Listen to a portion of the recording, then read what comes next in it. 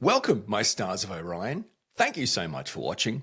I'm Orion Kelly, that autistic guy. I'm all about providing validation and support for autistic people and their loved ones.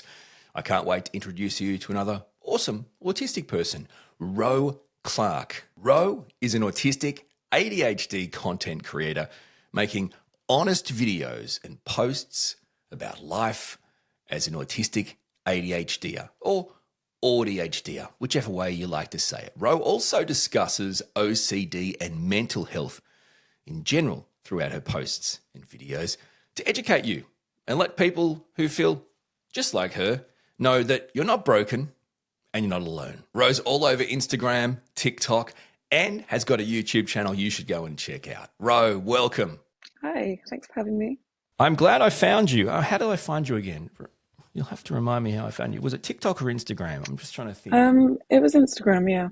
It was a while back, probably a couple of months ago. Before we kind of get into the journey of why you create content and all that kind of stuff, I want to ask you about your diagnosis. But firstly, can I just ask you, how are you enjoying this? Like, forget about why you do it and what, but just a general. I always love to know: is this fun for you to make content and upload it and people watch it, or was it fun and now it's like a bit scary? Like how are you enjoying it, or are you enjoying it just generally? Yeah, I feel like there have been sort of ebbs and flows with it. On the whole, I really enjoy it, and that's why I continue to do it. I feel like I have such a better sense of community and just I feel welcomed by people who follow me and people who connect with me. But yeah, I mean, there have been scarier parts where, some people have said unkind things that, is very, very common on the internet, unfortunately. So there have been those days that I've sort of felt a bit scared by creating content and sort of held myself back a little bit. But on the whole, everyone has been really kind and I find it really fun. And yeah, I just feel so much less alone now that I create content. I'm really happy to hear that, because that's the same experience that I would have, and a lot of people I talk to have. And sometimes I feel like,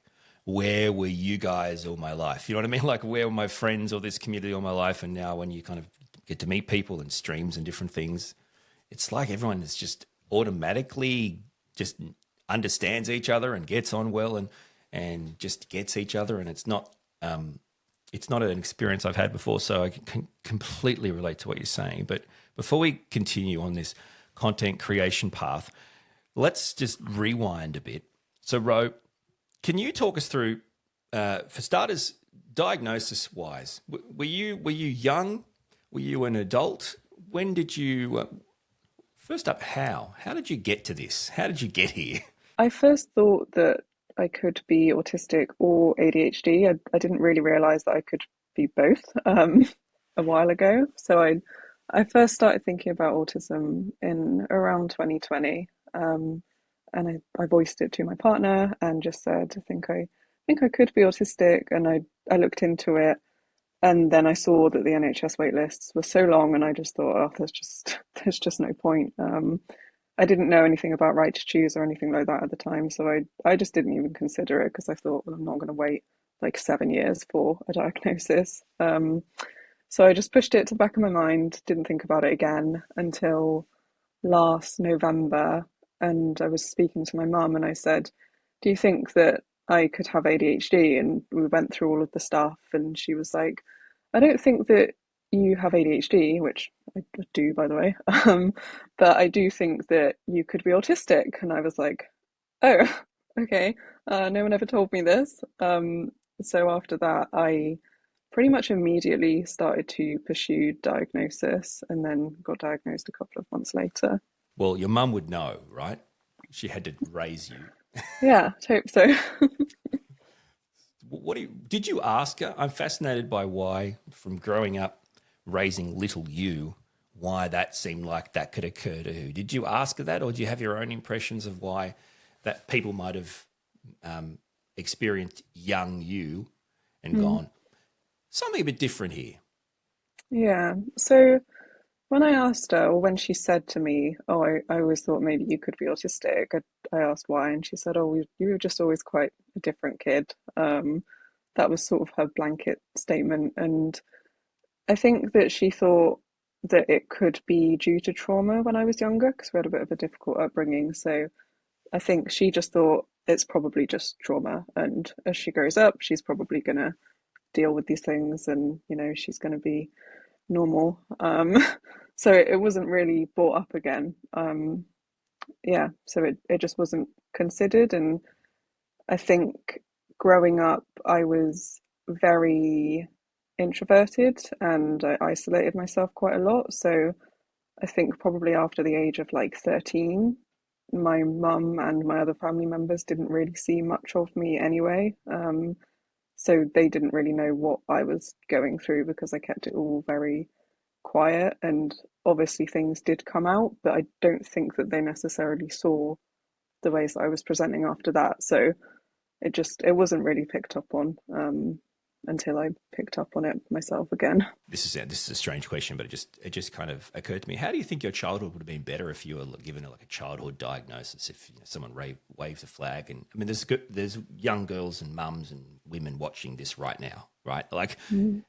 how do you think your childhood would have been any different if you at least knew that you're Yeah, different for a reason? yeah, I've thought about this a lot, and like on the whole, it would have been like completely changed the course of my life. Um, in I mean, I see it as it would be a positive. I obviously don't know how it would have been because, there are a lot of negative stigmas Mm, attached to being autistic, being ADHD. So I don't know if people might have treated me differently if I did have that diagnosis earlier. But from my perspective, it would have been so beneficial to know why I felt like I did, and yeah.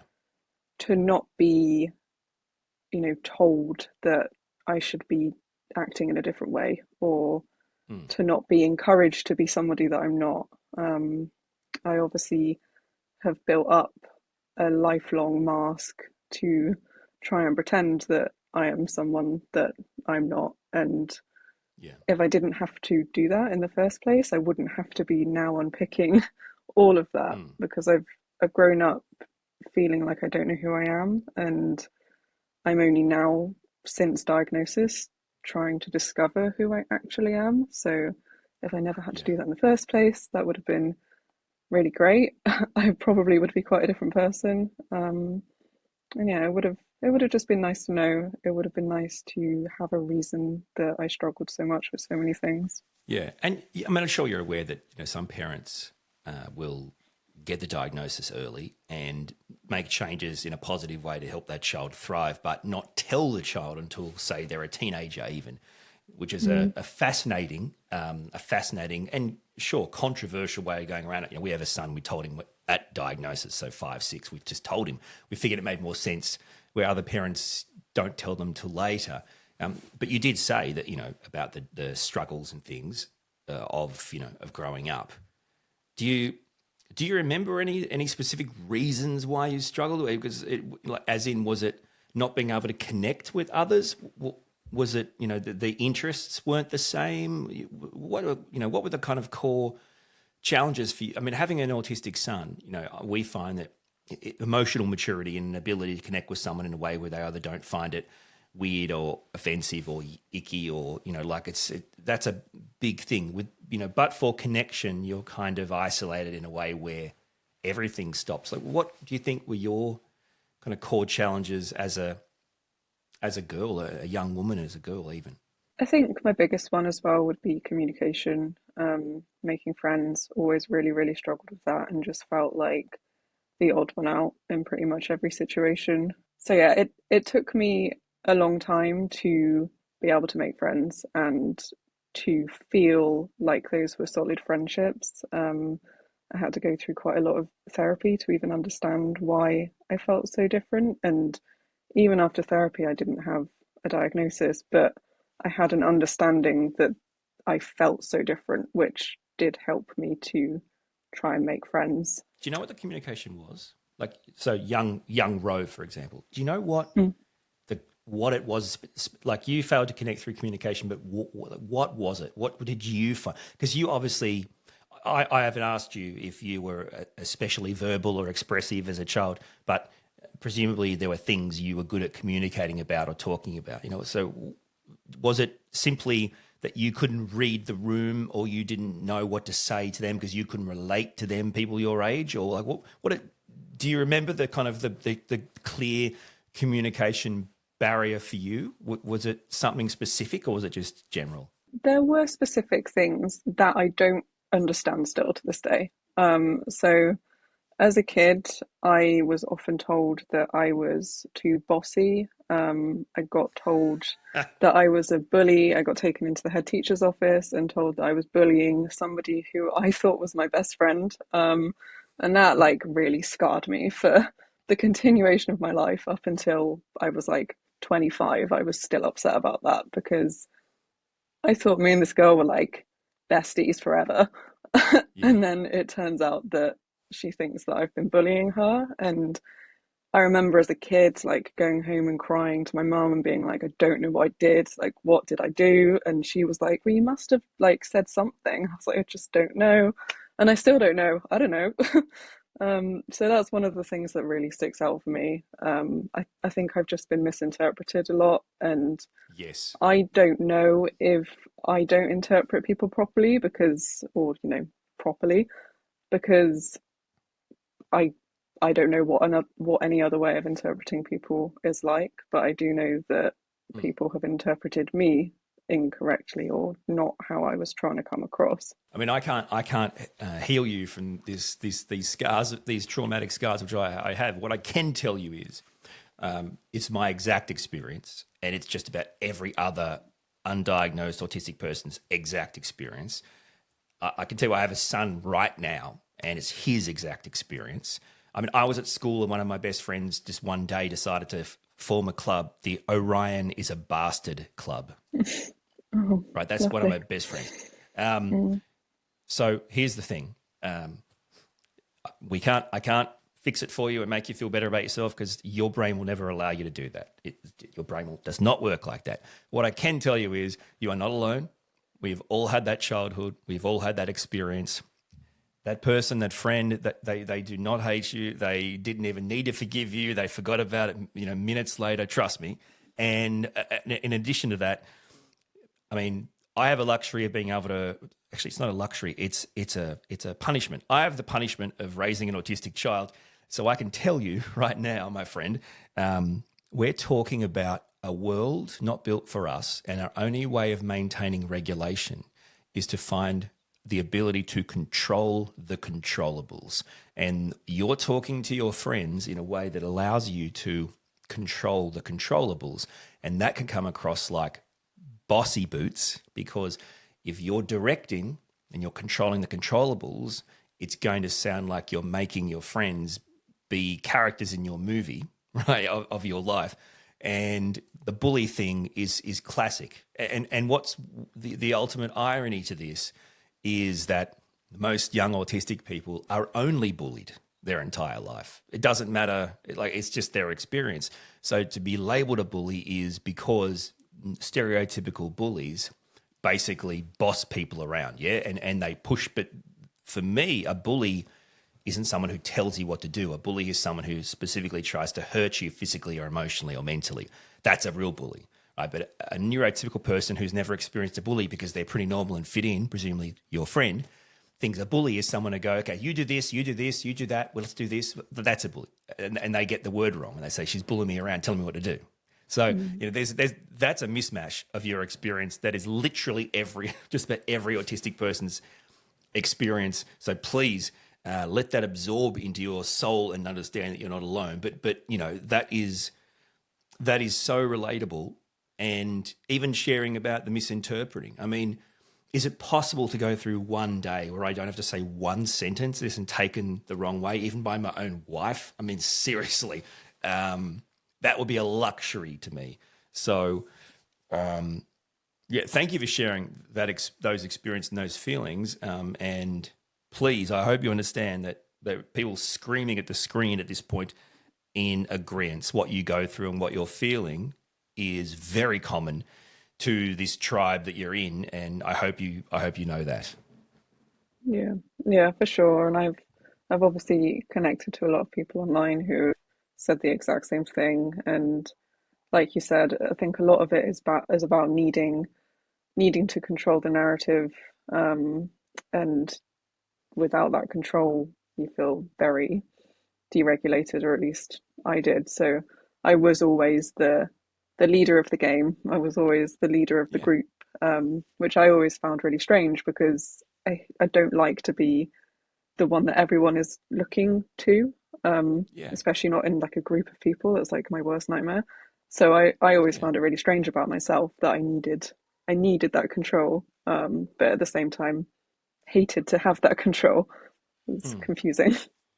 Well, it makes total sense because remember too, the result of not getting that control is that you will become too autistic for your friends. Even if they don't know you are and you don't know you are, you'll become too much to you, right? The parts of you they Mm, don't like will come out more. The more dysregulated you become, the more too autistic you become for people. So that's the core reason, which kind of proves the motivation there. The motivation is really to maintain peace and happiness, but also understanding that if you become too dysregulated and get triggered, you will be a version, of yourself that the world, as a rule, just rejects. So it's never about, the way you're labeled in those kind of motivations. And you talked about friendships as well. I remember seeing one of your Instagram things, the ones I can't do these because don't have the I just don't have it in me, mate. You've got it in you. The Instagram ones we have photos and lots of writing on the screen. I found mhm, saw one of those about friends, and I agree with you. So like I don't really think I have any living friends in person, as in like when I said I don't talk to dead people, but I mean like I think most of my friends I could only talk to via like social messaging apps and stuff because they're in different countries. I don't have like physical friends that I can like hang out with. They're all surrogate friends, like of wife or family. Um, mhm, and I look back and I think, well, I mean, there's at every stage of my life, I've had friends. I've gone to school. You have at least a few friends. Like you start a job. Like you have friends. But if I look back now, I go, okay, but I can't find them anymore. Like they're nowhere to be seen. And then I think I'll just like, and then I'll die and I'll realize like I've gone this whole lifetime and I meet people and they become friends, but then they just disappear. And I think, is that just me, right? Am I just bad at being a friend or why are they disappearing? And I get that people come in and out of your life, but the the experience that I kind of, tell me if I'm wrong, the experience I got the gist of, from what you were sharing on Instagram was what is it with this idea of trying to make friends, but trying to maintain friends? It seems like it's almost a task that we don't actually understand the steps involved in completing the task or something. It's kind of soul crushing and destroying in a way. And obviously, it's mm. been a challenge that you've had too, right? Like making and maintaining friendships. Yeah, for sure. It's probably been one of my biggest like difficulties in my life, really, like out in the world.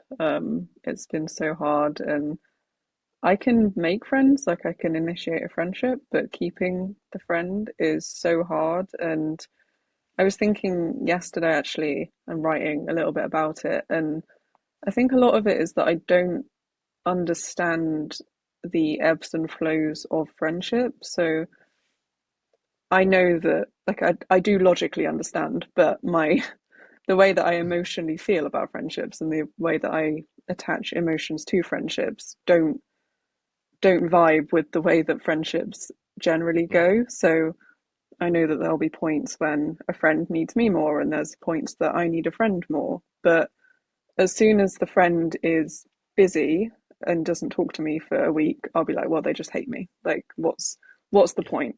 All this friendship mm, that we've had for 5 years, they haven't spoken to me for a week. They obviously hate me. And then trying to get that out of my head and trying to revert back to, oh no, we're good friends is really hard because mm, I've already ruminated then on the fact that I think that they don't want to be my friend anymore. And yeah, I think that is kind of learned in a way because I have so much trauma from friends coming and going. So it is mm, kind of a learnt thing that if a friend pulls away, they're probably going to leave. And Mm. it's actually not generally the case with, I've got a couple of good friends and they haven't left still, and it's been a few years. So I know that it's not always the case, but my learned experience is that friends come, I get really attached, and then all of a sudden they just leave. And I've been completely ghosted by people before, and I don't know why. And I've asked them Mm. why, and they've said, "Oh, you didn't do anything." And I'm like, "Well, something must have happened because I thought we were best friends. Like, you were my bridesmaid. Like, I wanted you to be my maid of honor, and now we haven't spoken for years." And yeah, it's kind of wild to me, and I don't really understand why it happens. But do you think most of the times they're neurotypical?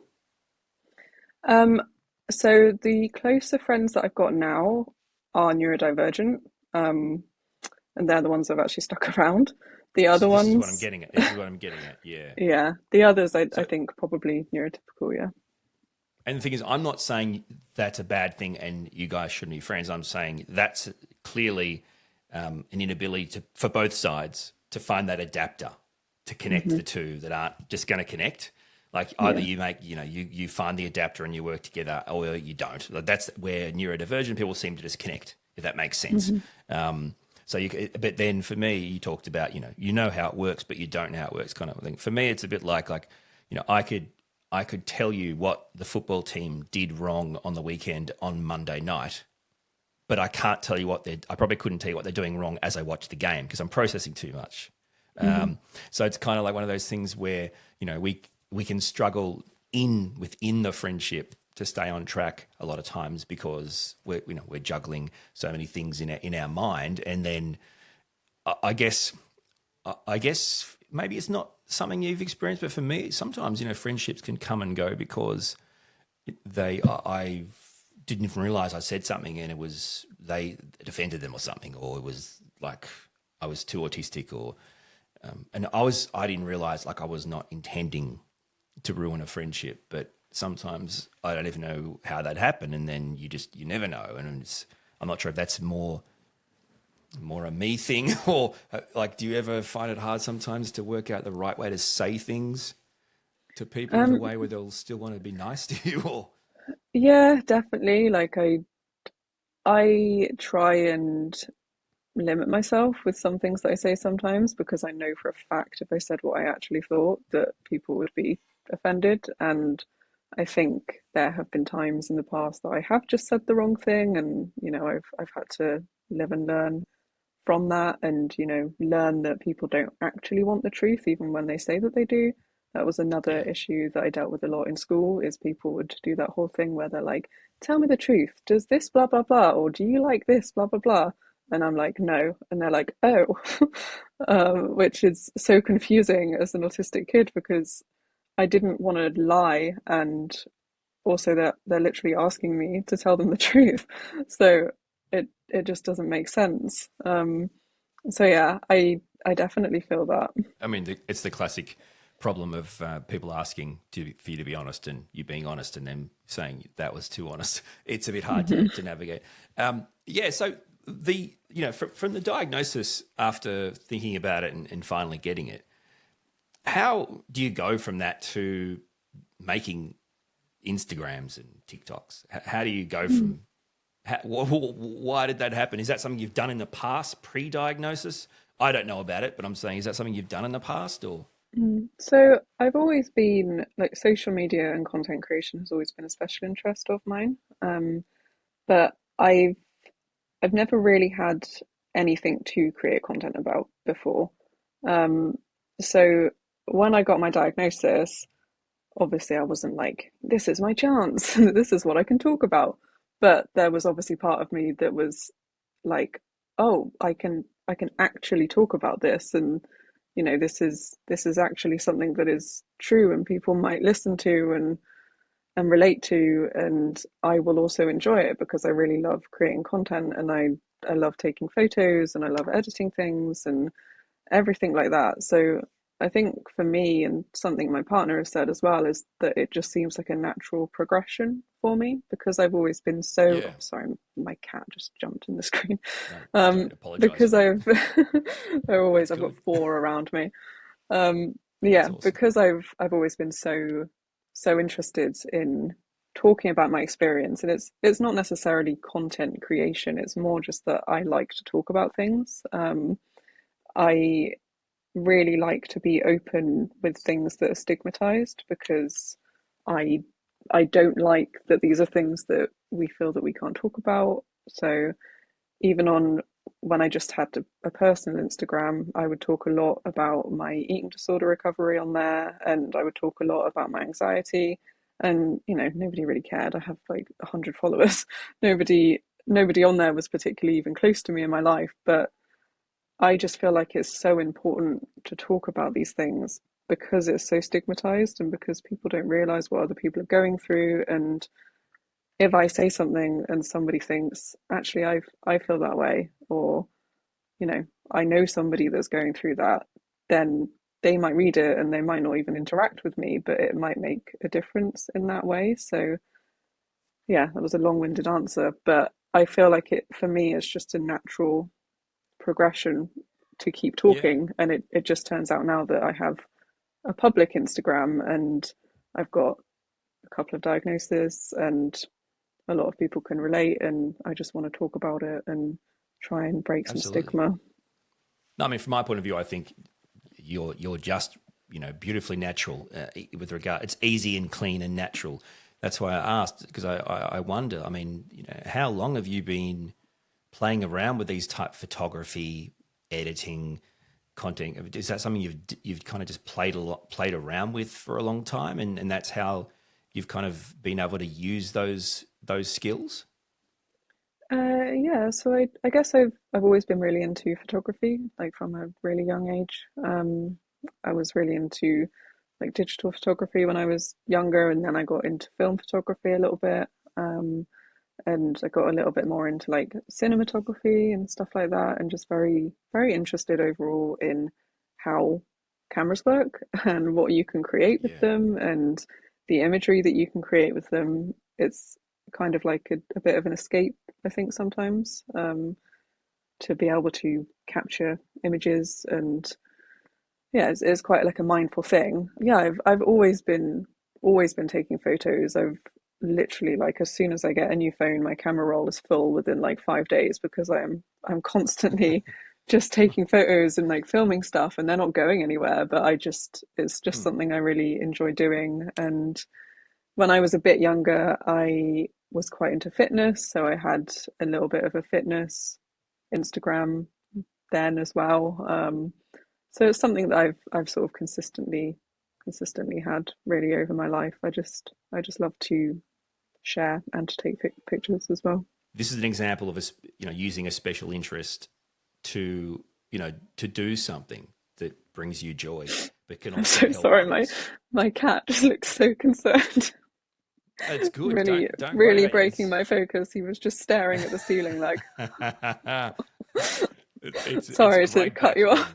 background. It's great background. I love it. But so this is a good segue. So why is it tism and cats? Like, well, so obviously you've labelled it that. I understand that you do a lot of content, but people would be forgiven to think all you're going to talk about is your cats and autism, which basically, I mean, the argument is that autistic people and cats are the same thing. I mean, cats are autistic. There's no question about it. They're just like us.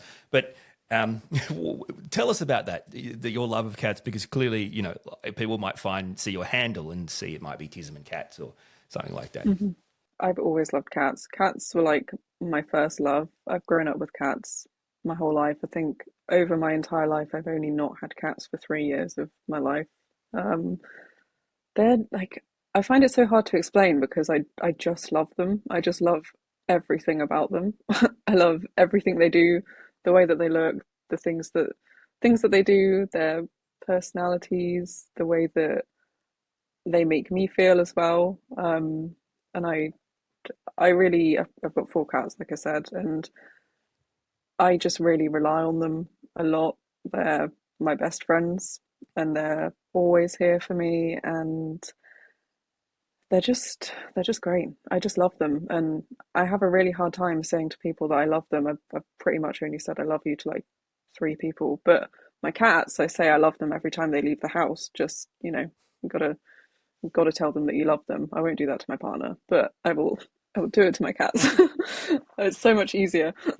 Do you remember how young back in your life you can remember like your first cat in the family or having a cat? Yeah, so I was born with cats in the family. So we had one cat when I was born, and then we got another cat when I think I was about six.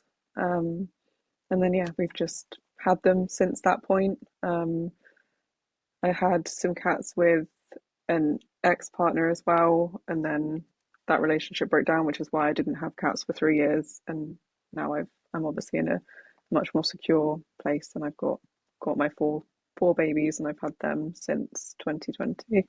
So cats have kind of been like your most long-standing kind of stable relationships. Hmm. They've really helped you. I mean, do you think the cats have given you, in times you needed that kind of stability or that kind of comfort, that kind of company, companionship that that you really probably needed? Yeah, for sure. I mean, like I said, they're my best friends, and that's for so many reasons. Hmm. They're just always here, and even if I've got no human friends to talk to or see, I've got the cats. And obviously we went through COVID and all of those lockdowns, and I think I didn't see another human for, I mean, apart from just on the daily walk that we're allowed to do, but I didn't see like a family member or a friend for, I think it was 6 months straight. It might have been 5 or 6 months straight, but I had the cats, and I really think that my cats were what kept me sane in that period of time. I don't need a lot of social interaction, but I didn't have my partner with me, and that was really, really hard. So having the cats was sort of the glue that held my life together. And yeah, they really helped me get through it. And just in other times of need, like my cat Cindy, she knows if I'm upset, and she comes and comforts me, and she licks me, and she flops over and meows at me. I've got multiple tattoos of my cats with different words and stuff. I've got a tarot of Cindy that says the protector, because she is pretty much the only reason that I stopped self-harming. Because she would just always be there whenever I got myself or felt that I was in a space that was something I was driven to do. She would take me out of it, and I don't know if I would have stopped without her being there. Can I just say, from your point of view, that you well may have already done it, but please consider making more content and certainly maybe talking for a bit longer and putting it on YouTube for the young people out there. You've mentioned two things that got my eye. One was eating disorders, AFib and those kind of things are very common, but also self harm.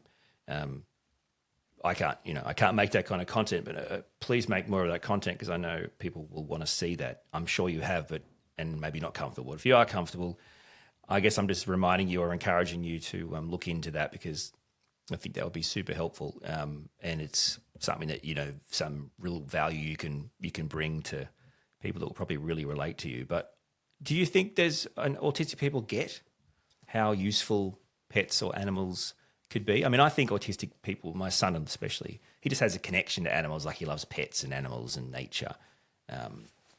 Do you think people need to know about this? Is that something you're always telling people? Do you have a cat? You should get a cat or get a pet, or you got to have something in your house. Yeah, I've told a few people it, and I always proceed with caution because you want to make sure that the pet is going to the right environment as well. So I always say, have you considered, if you're in a space to adopt a pet, then have you considered this? It could really help. Um, but what I've noticed most is that I talk about it, and so many people just say, I relate, like my cats are my best Mm, friends, or I don't know where I'd mm, be without my cats. My cats have saved my life. I'm only alive because of my cats, and so many things like that that other autistic people have said to me on both Instagram and TikTok. And it just seems like there is such solid evidence for the way that autistic people relate to cats and animals in general. And yeah, I just feel like we're just on the same wavelength. Like, it's so much easier than human interaction. I mean, he's just here. He doesn't need anything from me. He doesn't need to talk to me. He's just sat there looking cute, and that brings me happiness, and he's Yeah. happy. I mean, apart from the 10 minutes where he's looking his balls over your shoulders, that's Yeah. going to be good in the video. No, but I agree. We've got two cats at home at the moment. We've had a few throughout the years, and the boys have always had cats at the place. And, you know, they're funny to, they're funny to watch. They're funny to be around, especially with a young family. You know, it can lighten the mood sometimes when they do stupid things, right? And they're quite funny. It's too. I love the idea too that I know it's a joke, but that autistic people, can kind of see themselves in a cat. The cat's personality, and they're like, oh, touch me, don't touch me anymore, leave me alone. It's it's that kind of. It's a fantastic. Relationship, because it just seems to work with with people that maybe don't have the opportunity to have much companionship, or have much time to feel loved, right?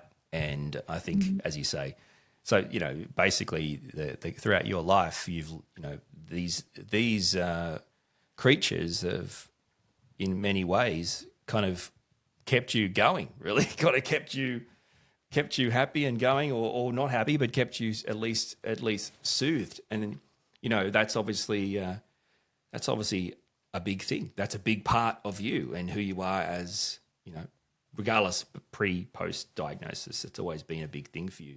Being able to find something that you can kind of relate to in a way that keeps you comfortable. But is there anything else?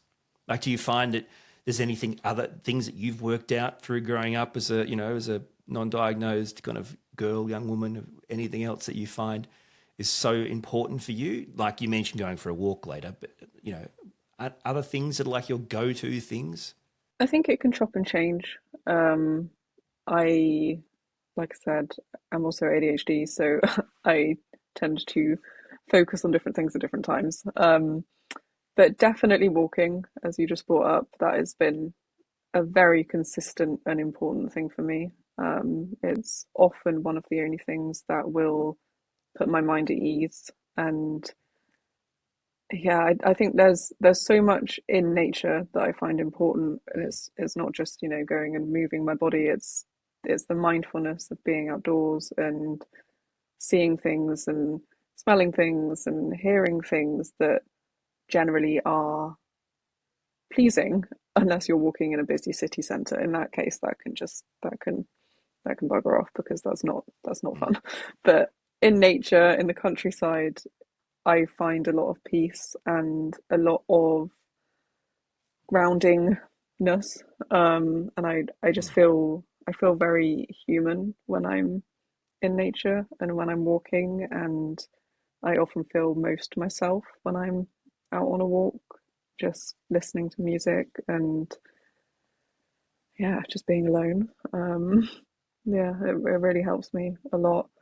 So yeah, walking and reading. I go through phases of reading. I will often read like 8 books in a month, and then I won't read again for a year. But the times that I do read, I find that really beneficial. I really lose myself in other worlds and feel like I made friends with these characters in books, and that really helps me feel less lonely as well. And it's such an escape, which I think is needed when you often feel very overwhelmed and burnt out and upset by the actual world that you live in. Isn't it funny how we almost every conversation you'll have with someone is animals and nature seem to bring such peace and joy to autistic people. It's a fascinating thing to think, given that the sensory triggers there could be along the way. Yet everyone has their thing in it, but it's in a similar, whether it's the beach or the bush or the fresh air or those kind of places. Animals, it seems so common when you talk to other neurodivergent people. It's quite interesting. I don't know what you think it actually does to you and why that is. I don't even know if I know. Like, when you go for a walk, what does it even do to you that somehow makes you want to always do it and you love it so much? It's hard to even it's hard to even say what it is, because you know how some people will say to you, "Oh, Ro, I don't want to go for a walk. Like I can be stuffed." Like, you know what I mean? Like you're like, no, you've just got to get out there, and once you do it, you'll feel so much better. Then how do you explain that to them in a way where they don't think you're full of crap? You know what I'm saying? Like it's because it's such. Yeah. I agree. It's such a powerful thing to do. To get out in the fresh air and under the sun, you know, and be out there. It's such a powerful, great thing. But how do you explain that? How do you sell that? It's really. I still find it hard. Do you really kind of get what you get out of it, apart from what I'm saying, which is, I don't know, I just feel better. Yeah, so I have this conversation with my partner because I am the more active one out of me and my partner, and I often will be the one to say, let's go for a walk. And he will often be the one to be like, oh, really? Do we have to? And my go-to usually is it will give you endorphins from, a biological, is that even the right word, chemical point of view. It will release endorphins in your body, which will make you happier regardless. So that's sort of the starting point, and then I think from that comes the rest of it. I think what I personally find, and I don't know if my partner finds this or not, but I find that it stills my mind a lot, and Yep. not necessarily in a way that I'm not thinking, because I'm always thinking. That never stops. But being able to go somewhere and listen to my music specifically, because I think that ties in a lot with it. I'm always listening to music when I go for a walk. If I didn't have music, I would probably struggle to go for a walk. So the music plays a really big part in it for me. So being able to just block out the world and put my music on whilst I'm walking, so I'm doing the endorphin releasing healthy activity whilst also connecting with my music, which helps to still my brain in whatever way that's doing. I'm sure there are so many different sort of synapses and hormonal, biological, chemical things going on that are just all contributing to it. But the way that it makes me feel is just that my mind feels more still and content, and I feel like I can breathe. And often I go through my day feeling like I am at the end of a tether, and when I walk, I feel like I'm free from that. When you talk about your music and how important it is, like, do you just listen to your favorite songs at the time, or is there a particular genre or type, or is it just anything? Again, it goes through phases, but I will usually, if I'm walking, I'll listen to like indie sort of nice, chilled vibe things. Often other people would say that it's quite sad, but I've never really found my music that is supposedly sad that sad, even though a lot of it is about like heartbreak and death. The melody doesn't make me sad, Yeah. but the melody would make other people sad apparently. So I often listen to a lot of that, and it helps me to reflect and feel like grateful for life, Yeah. which is something that I quite often I need to be reminded that life is shit sometimes, but it is also very like amazing and beautiful, and having those nice soundtracks in my head as I'm on a walk just make me feel like, this is nice. I'm lucky that I'm alive, and that's Mm. something that I've needed, that because I spent so long wanting to not be alive, that even the fact that I can feel lucky that I'm living is something that I need to remember a lot. Um, so yeah, there's that, and then there's also the times that I go and I listen to screamo metal, and yeah, just depends. I'm so glad you said that, by the way, about people's reactions to some of the music you listen to, because I thought that was just me, but that's literally something I experienced too. I've always loved those types of songs, and you're right, they do like have really great sounds to them, but to me they're timeless, and I can listen to them 15 times or whatever, and people will always go, you listen to such dark, sad music, and it's like, this is really cool music, but it's fascinating. Obviously, obviously, where it might superficially make them feel sad, it scratches an itch inside of us emotionally that is deeper than that. So that's not it's something about it that maybe is healing or freeing or something. But so I'm not the only one. You're not the only one. That's good to know, because I thought that was just me listening to those types of dark, sad songs, which I reckon are the best. Hmm. But yeah, I'm glad you said that. And this is the last thing I want to say, and not in like a weird way, but one of the things that drew me into your content the first time was, as an autistic person growing up, I didn't hear a lot of calm voices, probably because people were constantly agitated at me for being hard to deal with. And I find as an autistic person, I love calm voices. And when I think about it, I think that's because I probably never heard it from my own parents or whatever, because of people, right? There was an agitation. So, I think that's another thing. Like if we're talking about who are you, well, you are a young autistic woman who has a really natural calming presence in her experiences. That's you coming together as, and I'm here to tell you that's how I see it. It's very natural, very easy to watch, very calming. I mean, honestly, you could probably do the like ASMR things, to be honest with you. No, seriously, just talking Yeah, and things. people have said it. People have said I that to hope me you don't before. find that offensive. I'm not trying to be No, offensive. not I at all. love personally. It's one of my obsessions. I just love listening to people talk, but in Hmm. that calm voice that really, really relaxes me. So Yeah. yeah, I think there's the sky's the limit for you. You've got plenty of things you can play around with, but it's you're nuts to have got where you've got in like since January. It's crazy. So well done. You've done incredibly Thank well. you. Very well deserved. And yeah, be easy on yourself and give yourself time. But my God, you're doing fantastic. And I'm certain taking the time to share your story is going to be super helpful for so many people watching. And of course, they'll comment on this video and they can reach out to you and chat and hang out and all those kind of things. But hopefully we can catch up again another time and chat and talk about what's been going on. But in the meantime, is there anything you wanted to say before we go? Anything I didn't ask you, or anything you just want to say in general to people?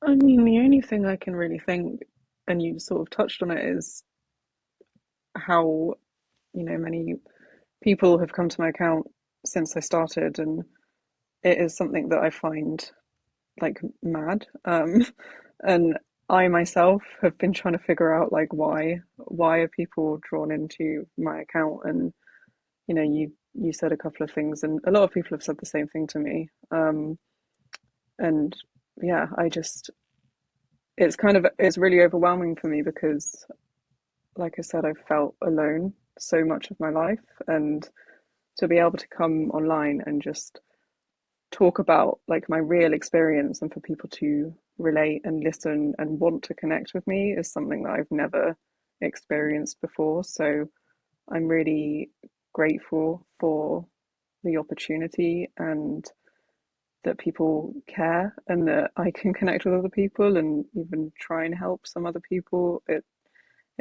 means a lot to me, and I find it so like mind blowing that this is Yeah. my life since even just January, because so much has happened, and I feel like I'm finally learning who I am and being myself. And I wouldn't have gotten there at all without my diagnosis, but also without starting content creation and Mm. realizing that other people feel the same as me. So Yeah. it means a lot to me. Isn't it incredible what happens when you're on the right path and you hit the right wavelength, right? It's Hmm. incredible what happens. You can push Yeah. against it, but you found your wavelength, right? And there it is. So congratulations, you've done a great job. All right, I'm going to let you go. Thank you. Thank you so much for your time, Ro. I appreciate it. Yeah, thank you for having me. Nice to talk to you. Autistic and ADHD content creator Ro Clarke. Check out her socials on Instagram and TikTok and her YouTube channel. And if you want to see even more of my awesome collaboration videos where I talk to real life autistic people just like you, then that's the playlist you should probably check out. Yeah, the one that's called Collaborations.